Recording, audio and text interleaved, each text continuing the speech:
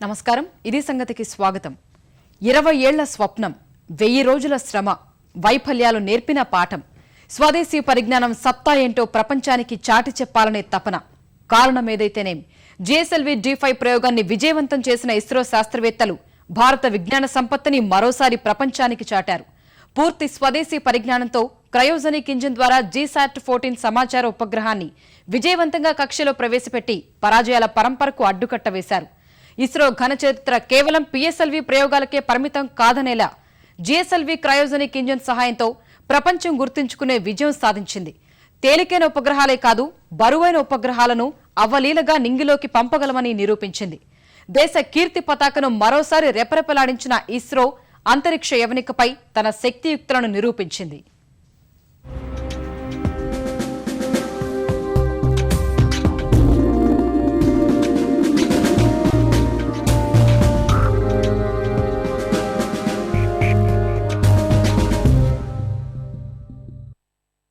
Upon the base route, -9, 8, 7, 6, 5, 4, L40 is 3, ignited, 2, 1, 0, +1, vehicle lifts off, +2, vehicle +3, lifts off, +4, +5, +6, चारों strap-on के प्रज्वलन के पश्चात +8, सेंट्रल कोर जो थी सॉलिड इंजन वो भी इग्नाइट कर दिया गया है और ये प्रक्षेपण यान सीधा आकाश की ओर अपने अनुमानित पथ पर You can see the majestic liftoff of GSLV after confirming the L40 performance. S139 has been ignited.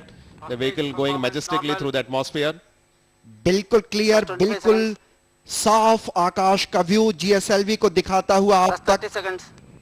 आकाश में उसकी धुएं की लकीर बिल्कुल साफ साफ हम तक कानों की आवाज आती हुई और ये लिख रहा है क्रायोजेनिक स्टेज के सफलतम परीक्षण का प्रक्षेपण का एक ऐसा अध्याय जो हमारे लिए बहुत महत्वपूर्ण साबित होने वाला है మునుపెన్నడూ లేని ఉత్కంఠ కౌంట్ డౌన్ దగ్గర పడుతున్న కొద్దీ అందరి ముఖాల్లో ఆందోళన ఫలితం ఎలా ఉండబోతోందో అన్న ఆతృత విజయాలకు తిరుగులేని ఇస్రోకు కఠిన పరీక్ష పెట్టిన GSLV D5 ప్రయోగ సమయంలో శాస్త్రవేత్తల ముఖాలపై కనిపించిన భావాలివి ఇంతటి ఉత్కంఠకు కారణం స్వదేశీ పరిజ్ఞానంతో కూడిన గత GSLV ప్రయోగాల్లో ఎదురైన వైఫల్యాలే అందుకే పోగొట్టుకున్న చోటే విజయానికి బాటలు వెతకాలన్న మాటలను నిజం చేస్తూ వైఫల్యాలు ఎదురైన సాంకేతిక పరిజ్ఞానంతోనే తిరుగులేని విజయాన్ని అందుకుంది ISRO Continuously the apogee is increasing now. We are just coming very close, almost 20 seconds close to the shutoff.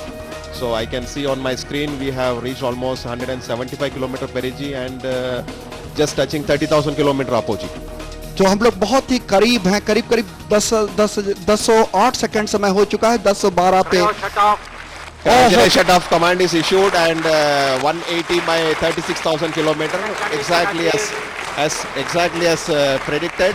बहुत ही महत्वपूर्ण क्षण क्रायोजेनिक अपर स्टेज को बंद कर दिया गया है हम लोग 1024 Satellite has been second separated. Satellite has been separated. Satellite को उपग्रह को भी अलग कर दिया गया है पृथक सफलतापूर्वक पृथक कर दिया गया है और इस समय सारे वैज्ञानिक एक दूसरे से अपनी खुशियां बांटते हुए ये दृश्य आप अपनी स्क्रीन पर देख पा रहे होंगे बहुत ही महत्वपूर्ण हमारे देश के लिए ये क्षण क्रायोजेनिक अपर स्टेज का इस तरह से जुड़ाव రష్యా సాయం లేకుండా చంద్రయాన్ 2 ప్రయోగానికి ఏర్పాట్లు చేస్తున్న సంస్థ అంతకన్నా ముందే పూర్తి స్వదేశీ పరిజ్ఞానంతో రూపొందించిన GSLV D5ని విజయవంతంగా ప్రయోగించింది స్వదేశీ క్రయోజెనిక్ ఇంజిన్తో విజయవంతంగా GSLV ప్రయోగాలు చేపట్టిన America Japan Russia France China దేశాల సరసన సగర్వంగా నిలిచింది I'm extremely happy and proud to say that the team ISRO has done it. This was another major achievement for the GSLV program. And I would say this is an important day for science and technology in the country, for space technology in the country. 20 years of effort in realizing the cryogenic engine and stage has now been fructified. And today, the team ISRO, the project directors, all have put their heart and soul in making this proud moment for the country. కీలకమైన ఈ GSLV D5 ప్రయోగానికి నెల్లూరు జిల్లా శ్రీహరికోటలోని షార్ అంతరిక్ష పరిశోధనా కేంద్రం వేదికైంది సరిగ్గా సాయంత్రం 4:18 GSLV D5 వాహక నౌక జీశాట్ 14 ఉపగ్రహాన్ని నిర్దేశిత కక్ష వైపు మోసుకెళ్లింది.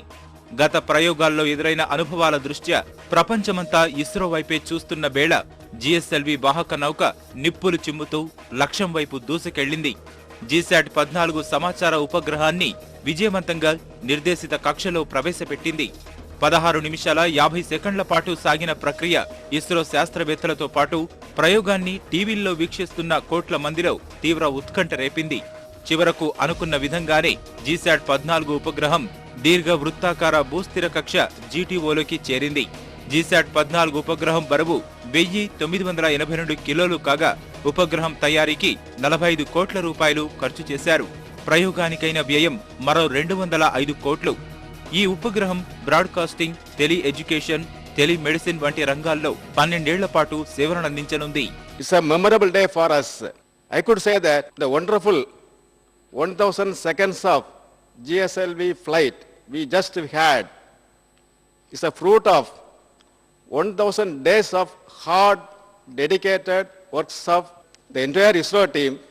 జిఎస్ఎల్వి వాహక నౌకలో 3 దశలను విజయవంతంగా పూర్తి చేయడం ద్వారా శాస్త్రవేత్తలు జీశాట్ ఉపగ్రహాన్ని GTO కక్షలో ప్రవేశపెట్టారు.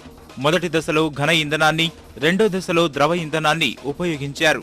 ద్రవీకృత హైడ్రోజన్, ఆక్సిజన్లను మండించేందుకు పూర్తిగా స్వదేశీ పరిజ్ఞానంతో రూపొందించిన క్రయోజెనిక్ ఇంజన్ను వాడారు. ప్రయోగంలోని మొదటి 5 నిమిషాల్లో 2 దశలను విజయవంతంగా దాటిన జిఎస్ఎల్వి D5 క్రయోజెనిక్ ఇంజన్పై సుమారు 12 నిమిషాల పాటు ప్రయాణించింది. తర్వాత నిర్దేశిత సమాచార ఉపగ్రహం నిర్దేశిత కక్షలోకి ప్రవేశించింది. జీశాట్ 14 ఇస్రో ప్రయోగించిన 23వ జియో స్టేషనరీ కమ్యూనికేషన్ ఉపగ్రహం కావడం విశేషం. ఇంతకీ జీశాట్ 14 ఉపగ్రహం వల్ల కలిగే లాభాలేంటి? దీని ద్వారా సమాచార ప్రసార రంగాల్లో ఎలాంటి మార్పులు వస్తాయి? ఆ వివరాలు ఓసారి చూస్తే, మన దేశంలో టీవీలు, సెల్ ఫోన్ తరంగాల కోసం ట్రాన్స్పాండర్ల కొరత ఉంది. ప్రస్తుతం మనకు 311 ట్రాన్స్పాండర్లు అందుబాటులో ఉండగా అందులో 94 విదేశీ సంస్థల నుంచి లీజు ప్రాతిపదికన తీసుకున్నవే. అందుకే మన దేశంలో చాలా వరకు టీవీ ఛానళ్ల ప్రసారాలు, టెలికమ్యూనికేషన్ల కోసం విదేశాలపైన ఆధారపడాల్సి వస్తోంది.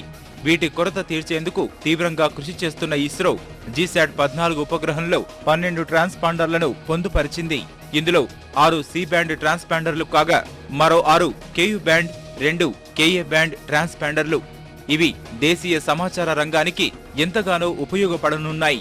ఇస్రో ఈ తరహా ప్రయోగాలు ఎన్ని చేసింది? ప్రస్తుత ప్రయోగంలో ఎందుకు అంత ఉత్కంఠ రేపింది?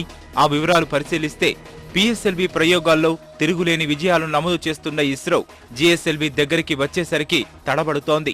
ఇప్పటి వరకు 8 GSLV ప్రయోగాలు నిర్వహించగా అందులో 4 పూర్తిగా, 1 పాక్షికంగా విఫలం కావడమే ఇందుకు ప్రత్యక్ష ఉదాహరణ.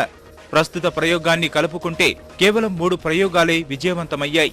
2010లో నిర్వహించిన 2 GSLV ప్రయోగాలు విఫలం అవడం, గతేడాది ఆగస్టులో తలపెట్టిన ఇదే ప్రయోగం సాంకేతిక కారణాల వల్ల వాయిదా పడటం ఇస్రోని ఒత్తిడిలోకి నెట్టాయి.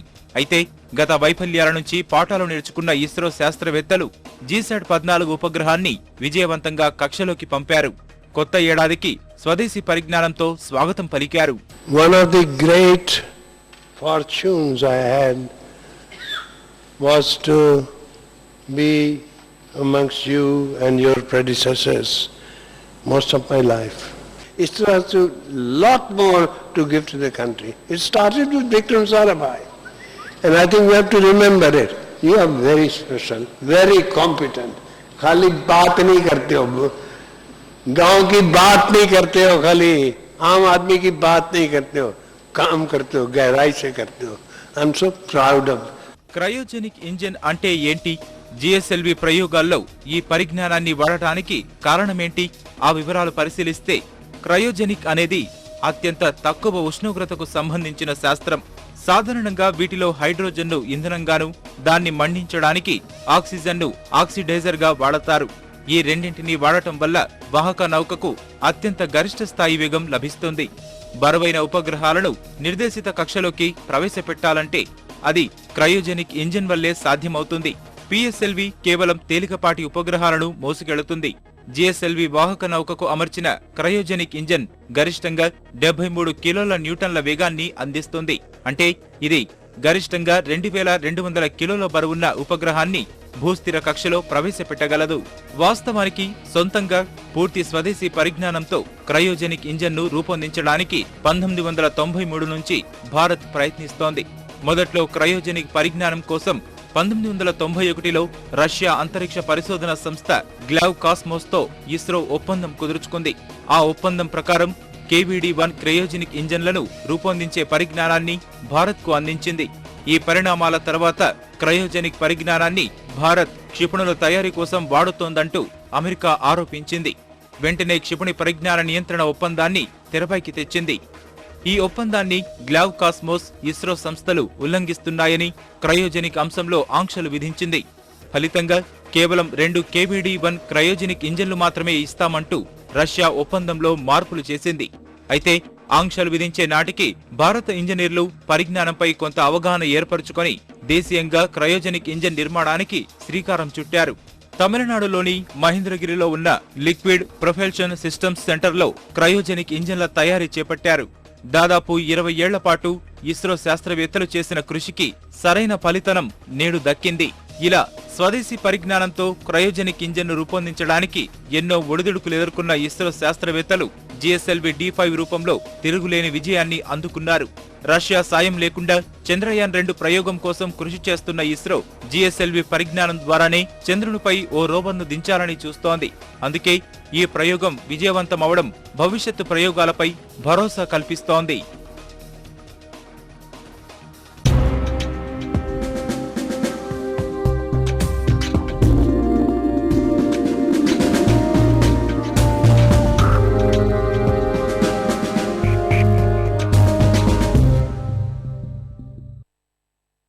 వన్యప్రాణులన్నింటినీ వణికించే అడవిరాజు మానవ మృగాల వేటను మాత్రం తప్పించుకోలేకపోతున్నాడు. ఒక్క గాండ్రింపుతో అడవిలో ఆధిపత్యాన్ని చాటే జాతీయ మృగం వేటగాళ్ల పన్నాగాల నుంచి తనను తాను కాపాడుకోలేకపోతోంది. ఏటికేడు అంతరించిపోతున్న పెద్ద పుల్లను సంరక్షించేందుకు పాలకులు చట్టాలు చేసినా అమల్లో మాత్రం అదే నిర్లక్ష్యం దర్శనమిస్తోంది. ఏడాదిలో దేశవ్యాప్తంగా 63 పులులు మృత్యువాత పడ్డాయంటే జాతీయ మృగాల మనుగడ ఎంతటి ప్రమాదంలో ఉందో అర్థం చేసుకోవచ్చు. దట్టమైన అడవుల్లో బాహ్య ప్రపంచానికి దూరంగా ఉంటోన్న జాతీయ మృగాన్ని వెంటాడి వేటాడి నిర్దాక్షిణంగా ఎందుకు చంపేస్తున్నారు? చట్టాలను ఉల్లంఘించి అధికారుల కళ్లుగప్పి ప్రాణాలకు తెగించి మరీ జాతీయ మృగాలను ఎందుకు వేటాడుతున్నారు? వ్యాఘ్రాలను సంరక్షించేందుకు ప్రభుత్వాలు చేపట్టిన కార్యక్రమాలు ఎలాంటి ఫలితాలనిస్తున్నాయి? ఈ ప్రశ్నలకు సమాధానం ఇప్పుడు తెలుసుకుందాం.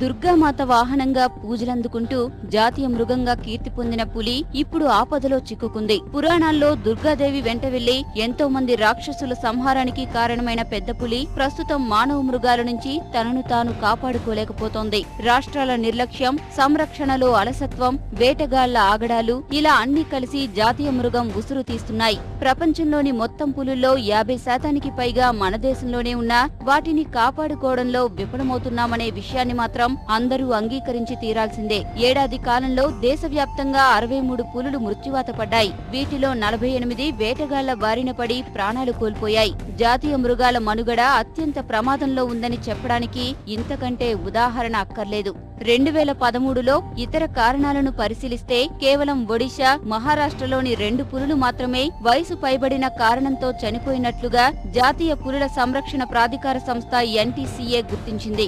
అస్సాం, ఉత్తరప్రదేశ్ లో 2 పులులపై విష ప్రయోగం చేశారని NTCA అధికారుల విచారణలో తేలింది. రైలు ప్రమాదానికి గురై మహారాష్ట్ర చంద్రపూర్ అటవీ ప్రాంతంలో మరో పులి మృత్యువాత పడింది. మనుషులను చంపి తింటోందనే కారణంతో మహారాష్ట్ర గోండియా జిల్లాలోని అటవీ ప్రాంతంలో తిరుగుతున్న ఓ జాతీయ మృగాన్ని అటవీశాఖ అధికారులే కాల్చి చంపారు.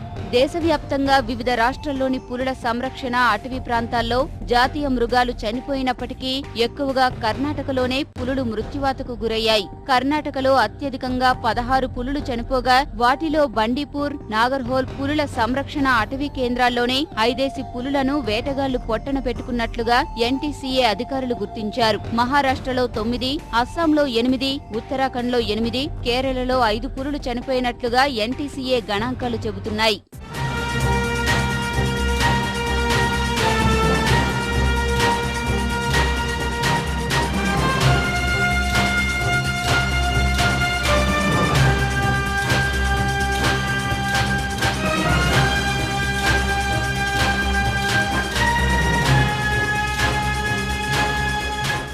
దట్టమైన అడవుల్లో బాహ్య ప్రపంచానికి దూరంగా ఉంటోన్న జాతీయ మృగాన్ని వెంటాడి వేటాడి నిర్దాక్షిణ్యంగా ఎందుకు చంపేస్తున్నారు? చట్టాలను ఉల్లంఘించి అధికారుల కళ్లుగప్పి ప్రాణాలకు తెగించి మరీ జాతీయ మృగాలను ఎందుకు వేటాడుతున్నారు? ఈ ప్రశ్నలకు సమాధానాలు అన్వేషిస్తే అనేక ఆసక్తికర విషయాలు బయటపడతాయి. పులిగోళ్లు మొదలు దంతాల వరకు ప్రతి ఒక్క భాగానికి ప్రపంచ మార్కెట్లో మంచి డిమాండ్ ఉంది. పులుల రక్తం, మాంసం, మెదడు, దంతాలు, కళ్ళు, ఎముకలను ఉపయోగించి తయారు చేసే ఔషధాల్లో వ్యాధి నివారణ శక్తి ఎక్కువగా ఉంటుందని చైనా, తైవాన్, జపాన్, దక్షిణ కొరియా సహా మరికొన్ని దేశాల్లో బలంగా విశ్వసిస్తారు. ముఖ్యంగా పులుల శరీర భాగాలు ఉపయోగించి తయారు చేసిన ఔషధాలను చైనీయులు విరివిగా విక్రయిస్తుంటారు. ఇక అలంకార, ఆభరణ వస్తువుల తయారీలోనూ పులుల అవయవాలకు ప్రపంచవ్యాప్తంగా మంచి గిరాకీ ఉంది. పులి చర్మాన్ని తివాచి, ఇతర గృహాలంకరణ వస్తువుల తయారీకి ఉపయోగిస్తున్నారు. ఇక దంతాలు, గోళ్లను వివిధ ఆభరణాల తయారీలో వాడుతున్నారు. అంతర్జాతీయ మార్కెట్లోని డిమాండ్ను దృష్టిలో పెట్టుకుని మన దేశంలో పులులను వేటగాళ్లు బలి తీసుకుంటున్నారు. పులుల శరీర భాగాలతో తయారు చేసిన ఔషధాల్లో వ్యాధి నివారణకు సంబంధించి ఎలాంటి ప్రత్యేకత ఉండదని ఆధునిక వైద్యశాస్త్ర నిపుణులు ఇప్పటికే తేల్చి చెప్పారు. మరోవైపు పులుల శరీర భాగాలను అలంకార, ఆభరణ వస్తువుల తయారీలో ఉపయోగించొద్దని అంతర్జాతీయ వన్యప్రాణి సంరక్షణ సంస్థలు చెబుతున్నా పరిస్థితిలో మాత్రం మార్పు కనిపించడం లేదు. మన దేశంలోని పులుల్లో 40% దక్షిణ భారతం, ఉత్తరాఖండ్, ఉత్తరాంచల్ రాష్ట్రాల్లోనే ఉన్నాయి. పులుల సంరక్షణ చర్యల్లో భాగంగా 1973-74లో ప్రాజెక్టు టైగర్ పేరుతో తొలుత 9 పులుల ఆవాస కేంద్రాలను ఏర్పరిచిన కేంద్రం క్రమంగా వాటిని విస్తరిస్తూ వస్తోంది. ప్రస్తుతం దేశవ్యాప్తంగా 53 పులుల సంరక్షణ కేంద్రాలున్నాయి. ప్రాజెక్టు టైగర్ లో భాగంగా వ్యాఘ్రాలు సంచరించే అటవీ ప్రాంతంలోని ప్రజలను వేరే చోటికి తరలించడం, వాటి సంచారాన్ని గుర్తించేందుకు కెమెరాలు ఏర్పాటు చేయడం లాంటి కార్యక్రమాలను ప్రభుత్వం చేపడుతోంది. పులుల సాంద్రతను గుర్తించడం, అవి నివసించే ప్రాంతాల్లో పర్యావరణ సమతుల్యతను కాపాడేందుకు కేంద్రం ఎప్పటికప్పుడు క్షేత్రస్థాయిలో అధ్యయనాలను నిర్వహిస్తోంది. 2006లో వన్యప్రాణుల రక్షణ చట్టానికి సవరణలు చేసిన కేంద్రం national tiger conservation authority, wild life crime control bureau అనే 2 వ్యవస్థలను ఏర్పాటు చేసింది. అయితే ఆ సంస్థల పనితీరు మాత్రం అంతంత మాత్రంగానే ఉంది.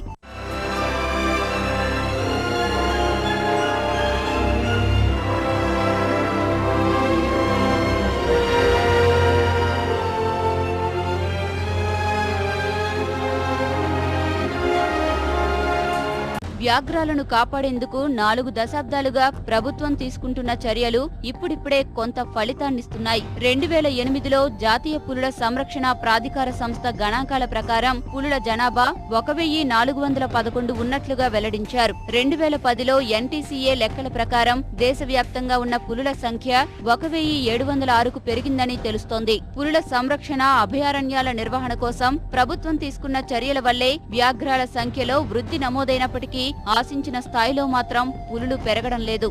ప్రస్తుతం మన దేశంలో కేంద్రం 53 పులుల సంరక్షణ కేంద్రాలను నిర్వహిస్తోంది. మన రాష్ట్రంలోనూ నాగార్జున సాగర్, కవ్వాల్ పులుల సంరక్షణ ప్రాంతాలున్నాయి. వీటితో పాటు నల్లమల నుంచి శేషాచల అటవీ ప్రాంతం వరకు ప్రత్యేక పులుల కారిడార్ను ఏర్పాటు చేసేందుకు రాష్ట్ర ప్రభుత్వం కేంద్రానికి ప్రతిపాదనలు పంపాలని ప్రయత్నిస్తోంది. కర్నూలు, కడప, చిత్తూరు జిల్లాల్లోని మొత్తం 177 కిలోమీటర్ల పరిధిలో ఈ ప్రాజెక్టును చేపట్టేందుకు అటవీ శాఖ అధికారులు ప్రణాళికలు సిద్ధం చేశారు. ఇందుకోసం దాదాపు 100 కోట్లు అవసరమవుతాయని అంచనా వేస్తున్నారు.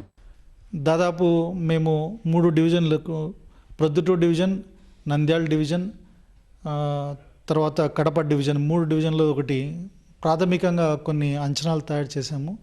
ఈ అంచనాలు తయారు చేసినందుకు దాదాపు ఒక 100 కోట్ల బడ్జెట్ తోటి రూపొందించిన ప్రణాళికలు.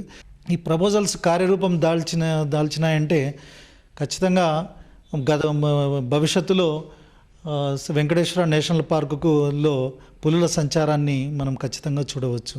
వాస్తవానికి వన్యప్రాణి సంరక్షణ చట్టం 1972 ప్రకారం పులి సంరక్షణ కేంద్రం పరిధిలోని కోర్, బఫర్ ప్రాంతాలను నోటిఫై చేయాల్సి ఉంది. ఈ చట్టం ప్రకారం కోర్ ప్రాంతాన్ని ఆవరించి 10 కిలోమీటర్ల మేర బఫర్ ఏరియా ఉంటుంది. కోర్ ఏరియా పులులకు ప్రత్యుత్పత్తి కేంద్రం. ఇక్కడ వాటి ఏకాంతానికి ఎలాంటి భంగం కలగకుండా చర్యలు తీసుకోవాలి. కానీ వేటగాళ్లు, పర్యాటకుల తాకిడి అన్ని నష్టం కలిగిస్తున్నాయి. బఫర్ ప్రాంతాన్ని పరిగణలోకి తీసుకుని అందుకు అనుగుణంగా చర్యలు తీసుకుంటే పులిల్ని కాపాడుకోవడానికి అవకాశాలున్నా ప్రభుత్వాలు మాత్రం ఆ దిశగా చర్యలు తీసుకోవడం లేదు.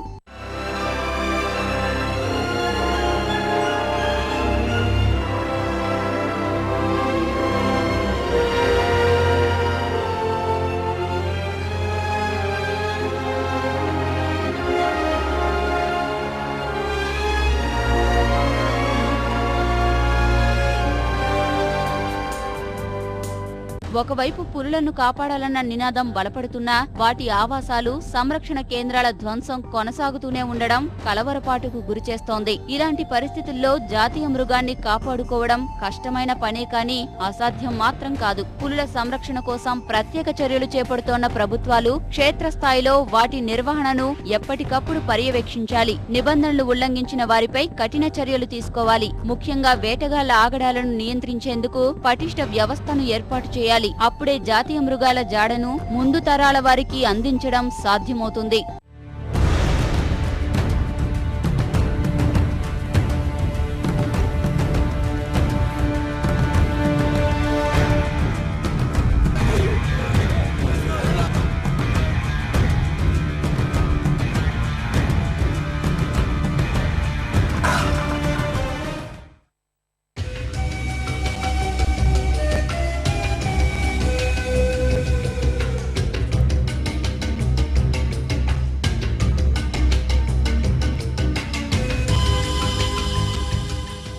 మరిన్ని విభిన్న అంశాలతో రేపటి ఇది సంగతిలో మళ్ళీ కలుసుకుందాం. నమస్కారం.